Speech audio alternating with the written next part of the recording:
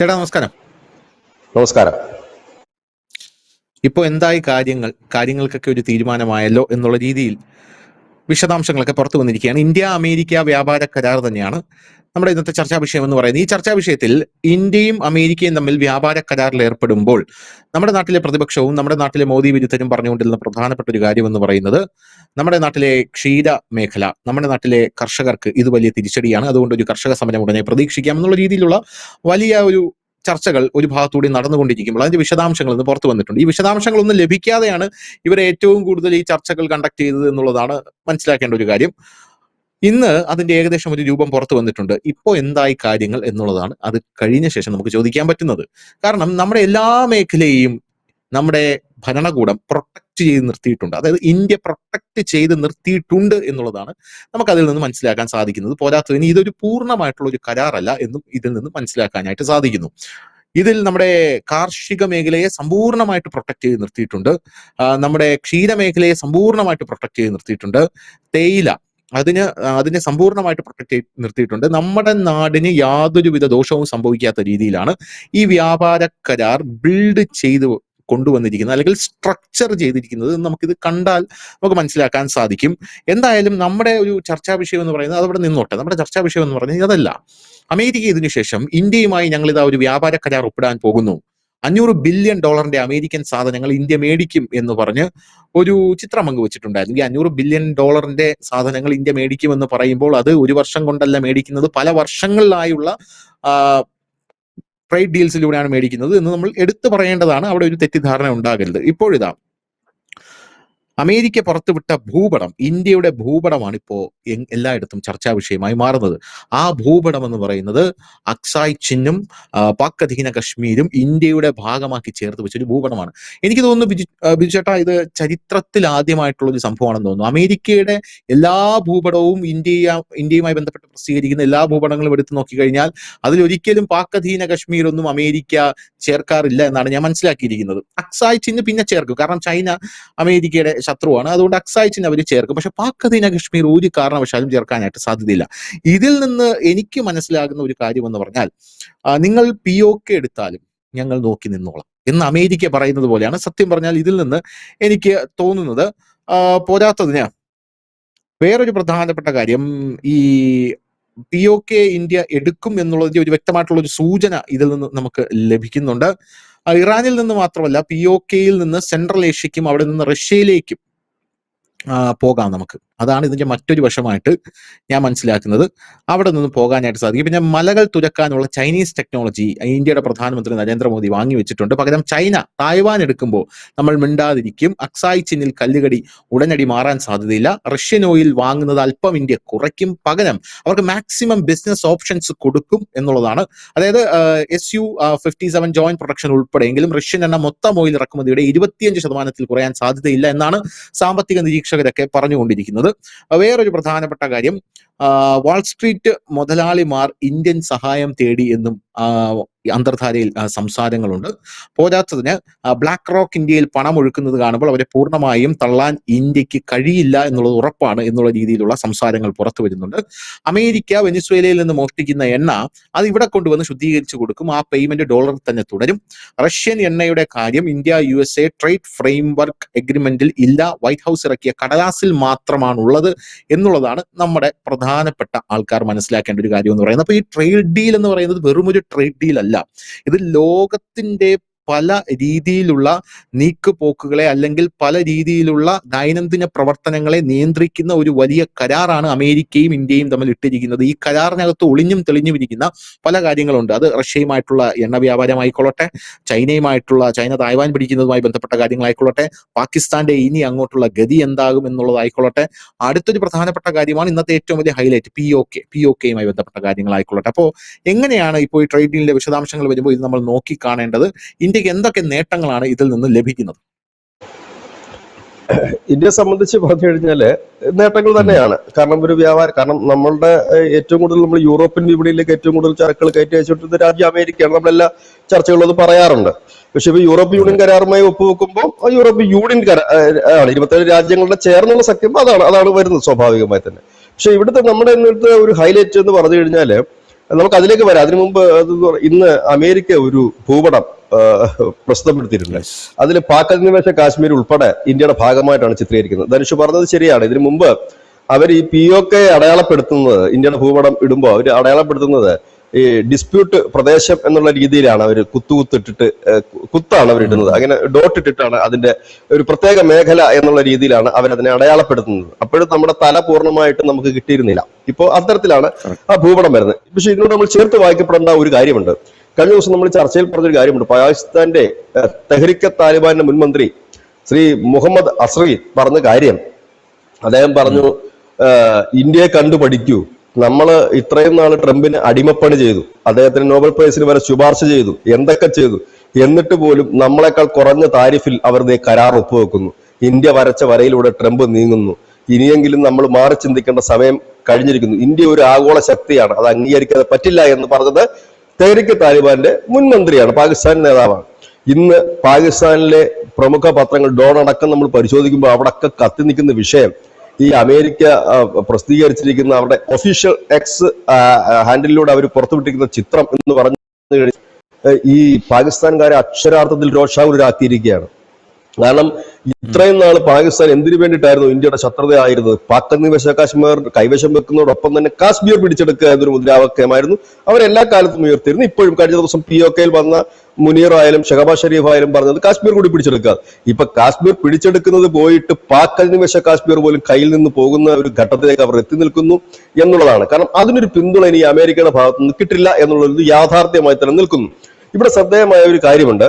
കാരണം കഴിഞ്ഞ കുറെ നാളുകളായിട്ട് അമേരിക്ക കൊടുക്കുന്ന വ്യക്തമായ ഒരു സന്ദേശമാണ് പാകിസ്ഥാൻ, നിങ്ങൾക്ക് ഞങ്ങളോട് നിൽക്കാം, അതായത് നമ്മൾ തമ്മിലുള്ള ബന്ധം അങ്ങനെ തുടർന്ന് പോകും.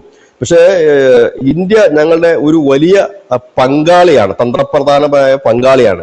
അത് വ്യാപാരം മാത്രവുമല്ല, ഞങ്ങൾക്ക് ആ മേഖലയിലെ ഞങ്ങളുടെ ഒരു പ്രത്യേകിച്ച് ഇന്ത്യ പസഫിക് മേഖല, ചൈനയുമായിട്ട് ഇടഞ്ഞു നിൽക്കുന്ന അമേരിക്കയ്ക്ക് ഇന്ത്യയെ പോലെ കരുത്തുള്ള ഒരു രാജ്യത്തിന്റെ സപ്പോർട്ട്, ഇതെല്ലാം അവർക്ക് അനിവാര്യമാണ്. നിങ്ങൾക്ക് ഞങ്ങളോടൊപ്പം നിൽക്കാം, കുഴപ്പമൊന്നുമില്ല, നമുക്ക് മുമ്പോട്ട് ഇങ്ങനെ തന്നെ പോകും. പക്ഷെ ഇന്ന് കരുതിയിട്ട് ഞങ്ങൾക്ക് ഇന്ത്യയെ കാണുന്ന പോലും നിങ്ങളെ കാണാൻ കഴിയില്ല, ഇന്ത്യ പ്രധാനപ്പെട്ട ഒരു പങ്കാളിയാണ് എന്നാണ് അത് അവർ വ്യക്തമായ സന്ദേശം കൊടുക്കുന്നത്. ഈ ഒരു വലിയ സന്ദേശം എന്ന് തന്നെ നമുക്ക് പറയേണ്ടി കഴിയും. ഇനി വ്യാപാര കരാറിലേക്ക് വരുമ്പോൾ നമ്മൾ മുമ്പ് പറഞ്ഞിരുന്നു, പലവട്ടം ഈ ചർച്ചയെ പറഞ്ഞിരുന്നു, ഫുൾ ഫ്ലെഡ്ജിലുള്ള ഒരു കരാർ ഇപ്പോൾ ഒപ്പിടില്ല, ഒരു കരട് കരാറേ വരൂ എന്ന് പറഞ്ഞിരുന്നു. ആ കരട് കരാർ തന്നെയാണ് വന്നിരിക്കുന്നത്. അതിലെ എല്ലാ വിഷയങ്ങളും ടച്ച് ചെയ്തിട്ടില്ല. മാർച്ച് അവസാനത്തോടുകൂടി ഫുൾ ഒരു കരാർ വരും എന്നാണ് പറയുന്നത്. പക്ഷെ പ്രാഥമികമായി തന്നെ ഇതിന്റെ ആദ്യത്തെ ഒരു സെക്ഷൻ വരുമ്പോൾ തന്നെ അതിൽ നിന്ന് മനസ്സിലാക്കാൻ കഴിഞ്ഞത് ഇന്ത്യയുടെ നിലപാട് സ്ട്രോങ് ആയിട്ട് തന്നെ നിലനിർത്തിയിട്ടുണ്ട്. പാലുൽപാദന മേഖലയിലായാലും കാർഷിക മേഖലയിലായാലും ഒക്കെ ഈ ചോളം, അരി പോലെയുള്ള അതിലേക്കൊന്നും കടന്നു കയറാൻ അമേരിക്കയെ അനുവദിച്ചിട്ടില്ല എന്നുള്ളത് വലിയ കാര്യം തന്നെയാണ്, ചെറിയ കാര്യമല്ല. മുമ്പൊരിക്കലും ഇന്ത്യക്ക് അങ്ങനെ ചിന്തിക്കാൻ പോലും കഴിയുമായിരുന്നില്ലാത്തടത്തു നിന്നാണ് ഇത് വരുന്നത്. അപ്പൊ സ്വാഭാവികമായി ചോദിക്കും, അമേരിക്ക മുട്ടുമടക്കിയെന്ന് വെച്ചാൽ അല്ല, അതിന് പകരം നമ്മൾ ആയുധ വിപണിയിൽ കുറച്ച് കൂടുതൽ കാര്യങ്ങൾ, പ്രത്യേകിച്ച് വിമാനങ്ങളിലും മറ്റും കൂടുതൽ വാങ്ങുന്നുണ്ട്. അവിടെയും നമ്മൾ കഴിഞ്ഞ ദിവസങ്ങളെല്ലാം ശ്രീമാൻ നരേന്ദ്രമോദി ഉപയോഗിച്ചൊരു വാക്കുണ്ട്, മേക്കിംഗ് ഇന്ത്യ, മേക്കിംഗ് ഇന്ത്യ ആണ്. ഇനി നമുക്ക് മേക്കിംഗ് ഇന്ത്യ ആണെന്ന് പറയുന്നത്. ഇവിടെ നിർമ്മിക്കുന്ന വിമാനങ്ങളുടെ പാർട്സും മറ്റുമൊക്കെ അമേരിക്കയിലേക്ക് അയറ്റിയേക്കുമ്പോൾ നമുക്ക് അവിടെ സീറോ താരിഫാണ്. അതായത് മേക്കിംഗ് ഇന്ത്യ വഴി നമ്മൾ അവിടെ എത്തിക്കുന്നതിന് സീറോ താരിഫാണ്. നമുക്ക് അവരുടെ ചില ഉൽപ്പന്നങ്ങൾക്ക് ഇവിടെയും സീറോ താരിഫാണ് വരുന്നത്. അതായത് നമ്മുടെ പ്രധാനപ്പെട്ട മേഖലയിലേക്ക് അവർ കടന്നു കയറിയില്ല എന്ന് നമ്മുടെ സ്റ്റാൻഡ് ഉണ്ട്. യൂറോപ്പ് യൂണിയനോട് എല്ലാ രാജ്യങ്ങളും നമ്മൾ ഉയരുന്ന ഒരു പ്രധാനപ്പെട്ട ഒരു വിമർശനം എന്ന് പറയുന്നത്, അതിനും കൂടെ ഒരു മറുപടി വേണം. അതായത് ഇന്ത്യയിലേക്ക് ഉൽപ്പന്നങ്ങൾ അമേരിക്ക ഇറക്കുമതി ചെയ്യുമ്പോൾ അതിന് 0% താരിഫും, എന്നാൽ അമേരിക്കയിലേക്ക് ഇന്ത്യ ഉൽപ്പന്നങ്ങൾ ഇറക്കുമതി ചെയ്യുമ്പോൾ അതിന് 18% താരിഫുമാണ് ഏർപ്പെടുത്തിയിരിക്കുന്നത്. ഇത് ഇന്ത്യയുടെ അല്ലെങ്കിൽ ഇപ്പോൾ ഭരിക്കുന്ന കേന്ദ്ര സർക്കാരിന്റെ ഒരു വലിയ ഒരു പരാജയമാണ് എന്നുള്ള രീതിയിൽ പ്രതിപക്ഷം ഇപ്പോൾ ആരോപിക്കുന്നുണ്ട്. എന്താണ് അതിലെ സത്യാവസ്ഥ? അത് പ്രതിപക്ഷം ജനങ്ങളെ തെറ്റിദ്ധരിപ്പിക്കുന്ന ഒരു കാര്യമായിട്ടാണ് എനിക്ക് തോന്നിയിട്ടുള്ളത്. ഈ തെറ്റിദ്ധാരണ കർഷകർക്കിടയിലും അവർ വിതയ്ക്കാൻ ശ്രമിക്കും. ഇതിനകത്ത് ഒരു രസകരമായ കാര്യം എന്ന് വെച്ച് കഴിഞ്ഞാൽ, താരിഫ് എന്ന് പറഞ്ഞാൽ എല്ലാ ഉൽപ്പന്നങ്ങൾക്കും 18% അല്ലെങ്കിൽ 0% ഏതൊരു രാജ്യമായിട്ട് കരാർ വെക്കുമ്പോൾ ഉൽപ്പന്നങ്ങളെ പലതായിട്ട് നമ്മൾ തരംതിരിക്കാറുണ്ട്. അതായത് കാർഷിക ഉൽപ്പന്നങ്ങൾ, വ്യാവസായ ഉൽപ്പന്നങ്ങൾ, ഒപ്പം തന്നെ ഫാർമയുടെ വേറൊരു സെക്ഷൻ, ജെംസ് വേറൊരു സെക്ഷൻ, ഇതെല്ലാം സെപ്പറേറ്റ് ആണ്. ഇതിനെല്ലാം വ്യത്യസ്തമായ താരിഫാണ് ചുമത്തുന്നത്. അതിൽ ചിലതിന് മാത്രം സീറോ താരിഫ്. ഇത് തിരിച്ചുകൊണ്ട് ഇന്ത്യയിൽ നിന്ന് കയറിപ്പോകുന്ന ചില വസ്തുക്കൾക്ക് അവിടെയും സീറോ താരിഫ് ഉണ്ട്. അതാണ് ഞാൻ നേരത്തെ വിമാനത്തിന്റെ ഭാഗങ്ങളെന്ന് ഞാൻ പ്രത്യേകം ഞാൻ സൂചിപ്പിച്ച ചില കാര്യങ്ങളുണ്ട്.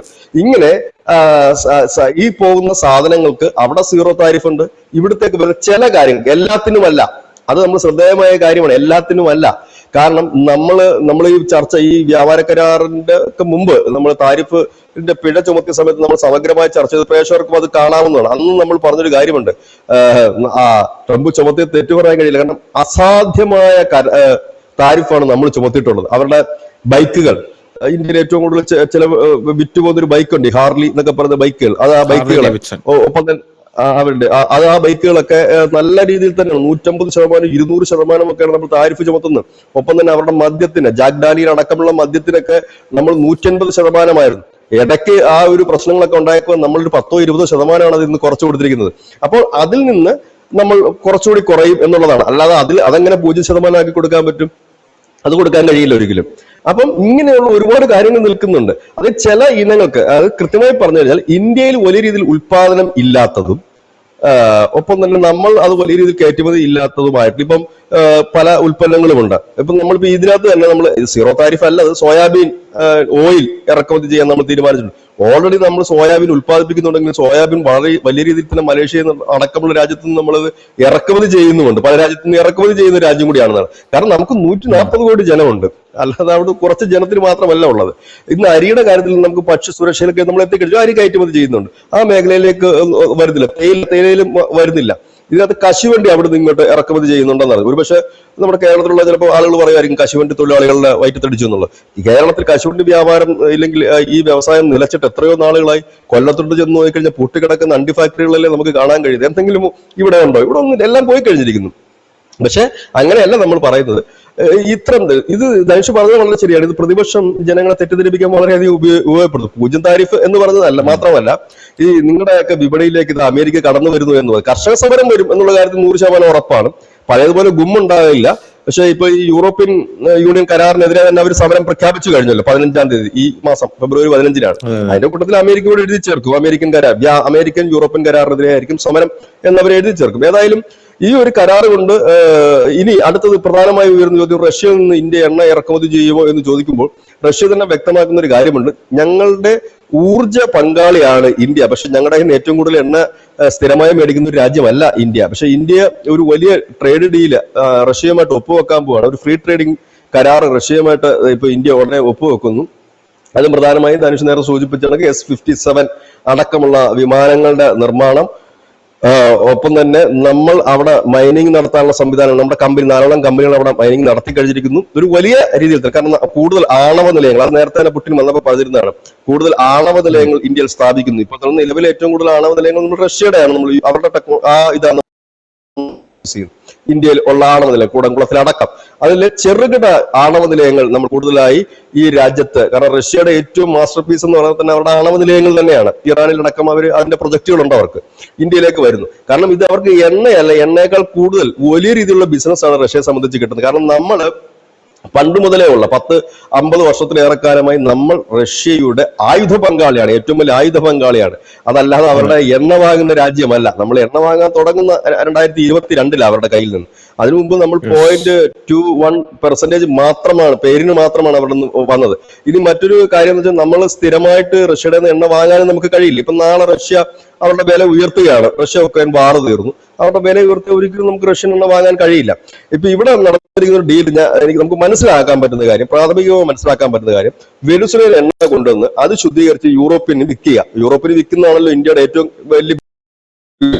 പകരം ഇന്ത്യയുടെ ഊർജ്ജ ആവശ്യങ്ങൾക്കുള്ള എണ്ണ ഇന്ത്യ മറ്റിടങ്ങളിൽ നിന്ന് കൊണ്ടുവരുന്നതോടൊപ്പം തന്നെ റഷ്യൻ എണ്ണയും കൊണ്ടുവരും. കാരണം റഷ്യൻ എണ്ണ കൊണ്ടുവരാതിരിക്കാൻ കഴിയില്ല ഇപ്പോഴത്തെ സാഹചര്യത്തിൽ.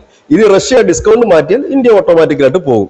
നിലവിൽ അവർ ഡിസ്കൗണ്ട് കുറയ്ക്കാനുള്ള സാധ്യതകളില്ല. അതായത് വെനിസ്വേലയിൽ ട്രംപ് ചെയ്യുന്ന നല്ലൊരു കച്ചവടമാണ്. അവിടുത്തെ എണ്ണ കൊണ്ടുവരുന്നു, വിൽക്കുന്നു, അതിന്റെ ഭാഗം പൈസ ട്രംപിനും കിട്ടും, ഇന്ത്യക്കും കിട്ടും, എണ്ണയുടെ പൈസ വെനിസ്വേലയ്ക്കും കിട്ടും. അതാണ് അദ്ദേഹം നോക്കുന്നത്. അപ്പൊ യൂറോപ്യന്മാർക്ക് പ്രശ്നങ്ങളുമില്ല. കാരണം ആ രാജ്യത്തേക്ക് കയറ്റി അയക്കുന്നത് റഷ്യയുടെ അല്ലല്ലോ, പകരം വെനിസ്വേലയുടെ അല്ലേ. അതിന്റെ ഉപഭോക്താവ്, ഏറ്റവും വലിയ ഉപഭോക്താവ് അല്ല, ഏറ്റവും വലിയ ഗുണഭോക്താവ് ആരാണ്? ട്രംപ് തന്നെയാണ്. അവിടുന്ന് എണ്ണ എടുക്കുന്നു, ആ എണ്ണ ഇവിടെ കൊണ്ട് ശുദ്ധീകരിച്ച് കയറ്റി വിടുമ്പോൾ അതിനുള്ളൊരു പ്രോഫിറ്റ് നമുക്ക് കിട്ടുന്നുണ്ട്. ഇതിന്റെ ഇടയ്ക്ക് നിന്നിട്ട് ഒരു ഇടനിലക്കാരന് നല്ലൊരു പ്രോഫിറ്റ് ട്രംപിനും കിട്ടുന്നുണ്ട്. ഈ എണ്ണ യൂറോപ്യൻസും വാങ്ങുന്നുണ്ട്, ആർക്കും കുറ്റം പറയാൻ കഴിയുന്നുമില്ല. ഇതൊരു ട്രേഡിംഗ് നടക്കുന്നുണ്ട്. സ്വാഭാവികമായിട്ടും റഷ്യയുമായിട്ടുള്ള എണ്ണ വ്യാപാരം പെട്ടെന്ന് നിർത്താൻ, സ്വിച്ച് ഇട്ട് നിർത്താൻ പറ്റുന്നതല്ല.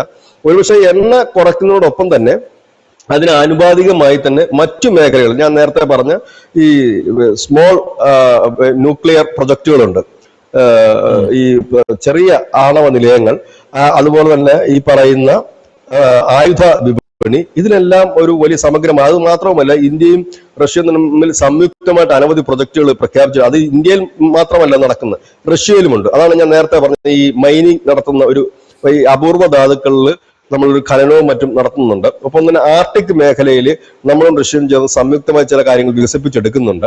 അപ്പൊ ഇങ്ങനെയൊക്കെയുള്ള ഒരുപാട് കാര്യങ്ങളുണ്ട്. അതായത് നമ്മൾ റഷ്യയുടെ എണ്ണ പങ്കാളിയല്ല, അത് തന്നെയാണ് റഷ്യ പറയുന്നത്. എല്ലാവർക്കും അറിയാവുന്ന കാര്യമാണ്, ഇന്ത്യ ലോകത്ത് ഒരുപാട് സ്ഥലത്ത് നിന്ന് എണ്ണ വാങ്ങുന്നുണ്ട്. അവർ ഞങ്ങളുടെ എണ്ണ പങ്കാളിയൊന്നുമല്ല. അവരിപ്പോ വില കുറച്ച് കിട്ടിയിട്ട് എടുക്കുന്നു. കാരണം അവരുടെ രാജ്യത്തെ ജനങ്ങളുടെ എണ്ണയുടെ ആ ഉപയോഗം അനുസരിച്ചില്ലെങ്കിൽ അവരുടെ പ്രൈസ് കൂട്ടാൻ അവർ ആഗ്രഹിക്കുന്നില്ല എന്നുള്ളതാണ് ആ എണ്ണയുടെ കേസ്. അപ്പൊ റഷ്യയുടെ കേസിൽ ഇപ്പൊ ആരും ഒന്നും മിണ്ടാത്തതിന് കാരണം എല്ലാവർക്കും കാര്യങ്ങൾ മനസ്സിലായി എന്താണെന്നുള്ളത്. ഈ എണ്ണ നിർത്താൻ പോകുന്നില്ല എന്നുള്ളതും, ഒപ്പം തന്നെ ഇവിടെ ഈ ട്രംപ് കാണിച്ച ആ ഒരു ആക്രമണത്തിന്റെ കാരണം എന്താണെന്നുള്ളത്. കാരണം ഇപ്പൊ ചൈനയുടെ കൊണ്ട് കൊടുത്തിട്ട് വെനിസ്വേലയുടെ എണ്ണ ഇപ്പൊ അവരെ കൊണ്ടും ശ്രമിപ്പിക്കുന്നുണ്ട് മേടിക്കാനായിട്ട്. ഇപ്പൊ ഇന്ത്യയിൽ നിന്നാണെങ്കിൽ ഇന്ത്യയിൽ നിന്ന് വാങ്ങുകയും ചെയ്യും, ഇന്ത്യയിൽ തന്നെ അതിനെ അതിന്റെ പെട്രോളിയം ഉൽപ്പന്നങ്ങളാക്കി യൂറോപ്പിന് കൊടുക്കുകയും ചെയ്യാം. പക്ഷെ ഇവിടെ അക്ഷരാർത്ഥത്തിൽ പെട്ട് കിടക്കുന്ന പാകിസ്ഥാൻ എന്നത് ഒരു രാജ്യമാണ്. കാരണം ഇത്രയും നാൾ വെള്ളം കോരിയതും വിറക് വെട്ടിയതും ഒക്കെ വെറുതെ ആയിപ്പോയി എന്ന് അവിടുത്തെ സാധാരണ ജനത്തിന് പോലും തോന്നുന്ന തരത്തിലേക്കാണ് ഇപ്പോൾ അമേരിക്ക കൊടുത്തിരിക്കുന്ന വ്യക്തമായ ഒരു സന്ദേശമാണ്. കാരണം ഇനിയിപ്പോ പാകിസ്ഥാനിൽ നിന്ന് അവർക്കൊന്നും നേടാനില്ല. അവരെ സംബന്ധിച്ച് പറഞ്ഞു കഴിഞ്ഞാൽ ആ രാജ്യം ഛിന്നഭിന്നമായി കഴിഞ്ഞിരിക്കുന്നു. ആഭ്യന്തര കലാപവും ലഹളയും സ്ഫോടനങ്ങളും കൊണ്ട് രാജ്യം തകരുന്നു. ബലൂചിസ്ഥാൻ, ഖൈബർ പക്തൂൺ മേഖല, അങ്ങനെ സർവ്വയിടത്തും പ്രശ്നങ്ങളായിട്ടുള്ള ആ രാജ്യത്തെ ഇനി കൂടെ കൊണ്ടുപോവുക പ്രയാസകരമാണ്. പക്ഷെ ആ പങ്കാളിത്തം നിലനിർത്തുക, പണ്ട് തൊട്ടേ ഉള്ള സുഹൃത്ത് എന്ന പദവി നിലനിർത്തി കൊണ്ടുപോകുക, അതാണ് ആ ഒരു വ്യക്തമായ സന്ദേശം നൽകിയിരിക്കുന്നത്. എന്നാലും വ്യാപാര കരാർ മാർച്ചോട് കൂടിയാണ് അതിന്റെ ഒരു വ്യക്തത പൂർണ്ണമായി വരികയുള്ളൂ. ഇത് ചില കാര്യങ്ങൾ ഡീൽ നടന്നതിനകത്തുള്ള ഒരു കരട് രേഖയാണ് ഇപ്പോൾ സംയുക്തമായി പുറത്തുവിട്ടിരിക്കുന്നത്.